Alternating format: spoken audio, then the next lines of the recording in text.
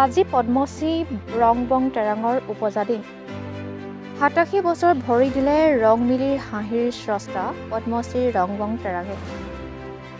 বিশিষ্ট ঔপন্যাসিক ডক্টৰ কৰবী ডেকা হাজৰিকালৈ ২০২৪ বৰ্ষৰ ৰংবং তেৰাং সমন্বয় বঁটা। কাৰ্বি আংলঙৰ বকলীয়া ঘাটত প্ৰদান কৰা হ'ব এই বঁটা। ৰংবং তেৰাঙৰ জন্মদিনৰ লগত সংগতি ৰাখি বিগত ২০১৭ চনৰ পৰা ৰাজ্য তথা উত্তৰ পূৰ্বাঞ্চলৰ এগৰাকী বিশিষ্ট শিল্পী সাহিত্যিক সাংবাদিকক বকলীয়া ঘাটৰ শৃংখুৰ প্ৰকাশনে প্ৰদান কৰি আহিছে ৰংবং তেৰাং সমন্বয় বঁটা।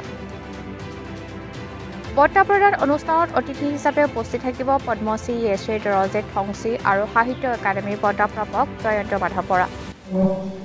দেখাকে নাপালো বকলীয়া ঘাট যদি পাৰ হৈ আজি যিদৰে মোক